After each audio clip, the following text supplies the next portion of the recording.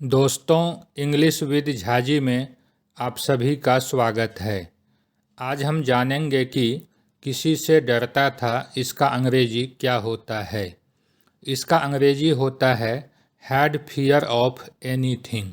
Anything से यहाँ आशय है कोई व्यक्ति या कोई चीज़ या कोई एक्शन।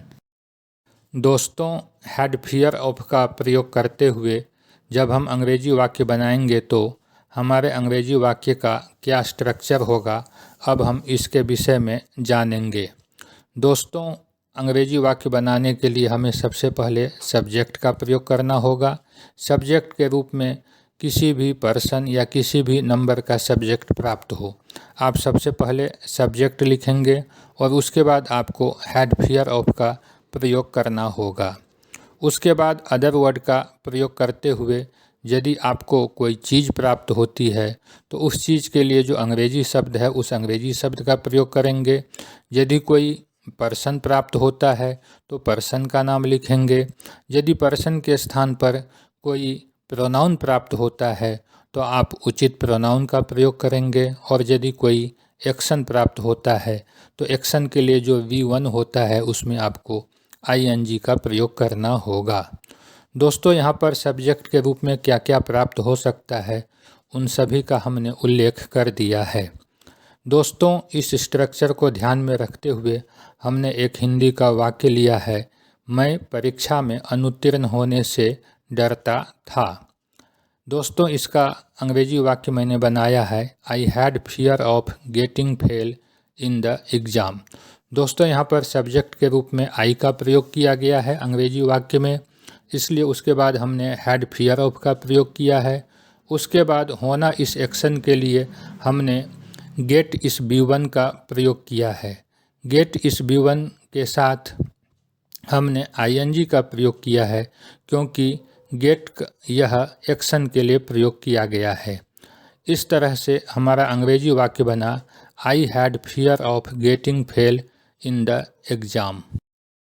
दोस्तों, अगला वाक्य है हम लोग असत्य बोलने से डरते थे। We had fear of telling a lie. दोस्तों, हमने एक और वाक्य लिया है। वाक्य है वे लोग मुझसे डरते थे। They had fear of me. दोस्तों, अगला वाक्य है तुम किससे डरते थे। दोस्तों, यह एक प्रश्नवाचक वाक्य है और इस वाक्य में जिससे डरने की बात की गई है वह किससे है। दोस्तों, किससे के लिए हम हु का भी प्रयोग कर सकते हैं और हुम का भी प्रयोग कर सकते हैं। यदि हम प्रीपोजिशन का साथ में प्रयोग नहीं करना चाहते हैं, यानी कि यदि आप प्रीपोजिशन का वाक्य के अंत में प्रयोग करते हैं तो ऐसी परिस्थिति में आपको किससे के लिए हु का प्रयोग करना होगा और हु वाक्य के आरंभ में आएगा। दोस्तों, साथ ही साथ हमें यहाँ पे यह भी समझना चाहिए कि यदि हम वाक्य में डिड का प्रयोग करते हैं तो ऐसी परिस्थिति में हैड हैव के रूप में बदल जाता है। इस तरह से तुम किससे डरते थे इस हिंदी वाक्य का अंग्रेजी वाक्य बना who did you have fear of. दोस्तों, यदि आप हु के साथ प्रीपोजिशन का प्रयोग करना चाहते हैं तो ऐसी परिस्थिति में हु हुम के रूप में बदल जाता है और आपको ऑफ हुम प्राप्त होता है और ऑफ हुम का आप वाक्य के आरंभ में प्रयोग करेंगे। और जैसा कि मैंने आपको बताया कि यदि आप वाक्य में डिड का प्रयोग करते हैं तो V2 B1 में बदल जाता है और आपको हैव हैड के रूप में प्राप्त होगा। हैव यह B1 है तथा हैड यह B2 है। इस तरह से तुम किससे डरते थे इस हिंदी वाक्य का अंग्रेजी वाक्य हम इस प्रकार से भी बना सकते हैं ऑफ हुम डिड यू हैव फियर। दोस्तों, अगला वाक्य है क्या मोहन अपने अध्यापक से डरता था। दोस्तों, यह एक प्रश्नवाचक वाक्य है और इस प्रश्नवाचक वाक्य का हम हाँ या ना में जवाब दे सकते हैं। दोस्तों, इस तरह के वाक्य को बनाने के लिए हमें सबसे पहले हेल्पिंग वर्ब का प्रयोग करना होता है, उसके बाद सब्जेक्ट का प्रयोग करना होता है। दोस्तों, जैसा कि मैंने अभी अभी बताया कि जब हम वाक्य में डिड का प्रयोग करेंगे तो ऐसी परिस्थिति में हैड हैव के रूप में बदल जाएगा। इस तरह से क्या मोहन अपने अध्यापक से डरता था, इस हिंदी वाक्य का अंग्रेजी वाक्य बना did Mohan have fear of his teacher. दोस्तों, अब हम जानेंगे कि किसी से नहीं डरता था इसका अंग्रेजी क्या होता है। दोस्तों, इसका अंग्रेजी होता है didn't have fear of anything. और यहाँ पर एनीथिंग से आशय है कोई पर्सन या कोई थिंग या कोई एक्शन।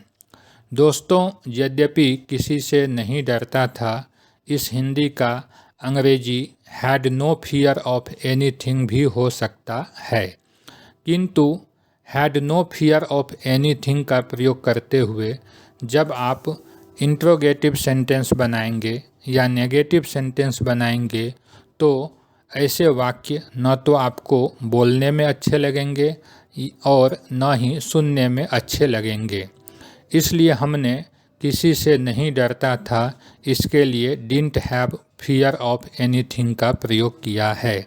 दोस्तों, जब आप डिडंट का प्रयोग करें या डिड नॉट का प्रयोग करें या डिड का प्रयोग करें, ऐसी परिस्थिति में आपको हैड को हैव के रूप में बदलना पड़ेगा। इसलिए यहाँ पे हमने डिडंट के साथ हैव का प्रयोग किया है, हैड का प्रयोग नहीं किया है। दोस्तों, डिडंट हैव फियर ऑफ का प्रयोग करते हुए जब हम अंग्रेजी वाक्य बनाएंगे तो सबसे पहले सब्जेक्ट लिखेंगे।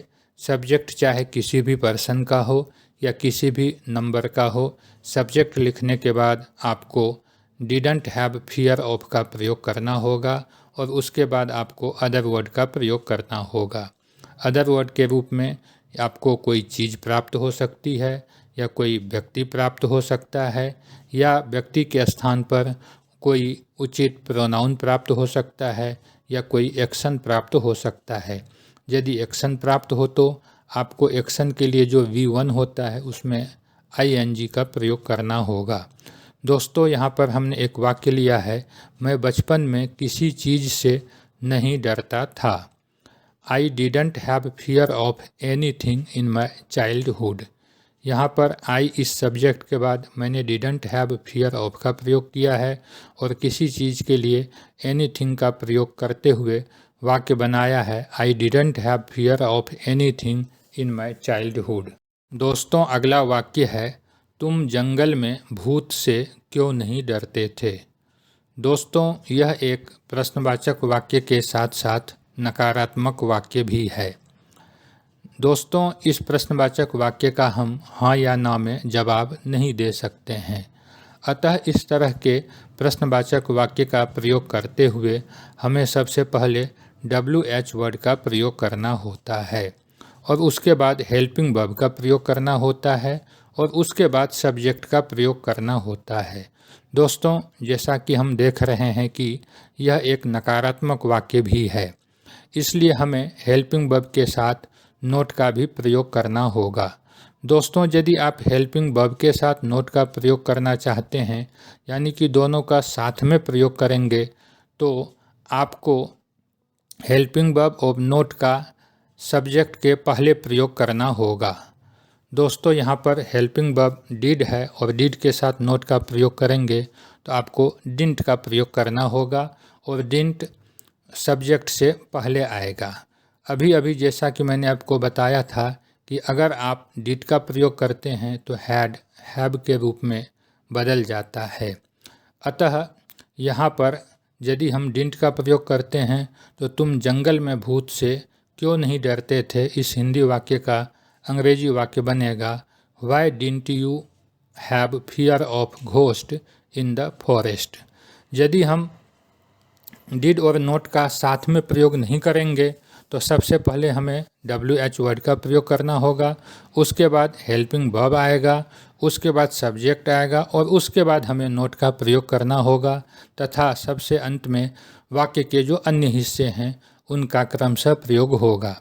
इस तरह से जब डिड और नोट का हम अलग अलग प्रयोग करेंगे तो हमारा वाक्य बनेगा why did you not have fear of ghost in the forest. दोस्तों, अगला वाक्य है क्या अभिमन्यु जानवरों से नहीं डरता था? दोस्तों, यह भी एक प्रश्नवाचक वाक्य है और साथ ही साथ नकारात्मक भी है, किंतु इस प्रश्नवाचक वाक्य का हम हाँ या ना में जवाब दे सकते हैं। इसलिए यहाँ पे हमें सबसे पहले हेल्पिंग वर्ब का प्रयोग करना होगा और उसके बाद सब्जेक्ट का प्रयोग करना होगा। दोस्तों, यहाँ पे हम हेल्पिंग वर्ब डिड का प्रयोग करेंगे तो हैड हैव के रूप में बदल जाएगा, और जब हम नकारात्मक होने के कारण डिड नॉट को साथ में लिखेंगे यानी कि डिडंट लिखेंगे तो डिडंट का प्रयोग सब्जेक्ट के पहले होगा और हमारा वाक्य बनेगा didn't Abhimanyu have fear of animals. यदि हम डिड और नॉट को अलग अलग लिखेंगे तो डिड और नॉट के बीच में हमें सब्जेक्ट का प्रयोग करना होगा और हैड के जगह पे हैव का प्रयोग करते हुए हम वाक्य बनाएंगे इस हिंदी वाक्य का, क्या अभिमन्यु जानवरों से नहीं डरता था? Did Abhimanyu not have fear of animals. दोस्तों, अब हम जानेंगे कि किसी से नहीं डरेगा इसका अंग्रेजी क्या होता है। इसका अंग्रेजी होता है will not have fear of anything. Anything के रूप में आपको या तो कोई पर्सन प्राप्त हो सकता है या कोई थिंग प्राप्त हो सकता है या कोई एक्शन प्राप्त हो सकता है। दोस्तों, will not have fear of का प्रयोग करते हुए जब आप अंग्रेजी वाक्य बनाएंगे तो सबसे पहले आपको सब्जेक्ट लिखना है, उसके बाद आपको will not have fear of का प्रयोग करना है और उसके बाद थिंग, पर्सन, प्रोनाउन या एक्शन में से किसी एक का प्रयोग करना होगा। यदि आपको एक्शन प्राप्त होता है तो एक्शन के लिए जो B1 है उसमें आप ING का प्रयोग करेंगे। दोस्तों, इस स्ट्रक्चर को ध्यान में रखते हुए मैंने वाक्य लिया है सच्चा इंसान किसी से नहीं डरेगा। Honest person will not have fear of anyone. दोस्तों, यहाँ पर सब्जेक्ट के रूप में ऑनेस्ट पर्सन का प्रयोग किया गया है और उसके बाद हमने will not have fear of का प्रयोग करते हुए वाक्य बनाया है honest person will not have fear of anyone. दोस्तों, यदि यह वीडियो आपको पसंद आए तो कृपया चैनल को सब्सक्राइब एवं वीडियो को लाइक करने का कष्ट अवश्य करेंगे।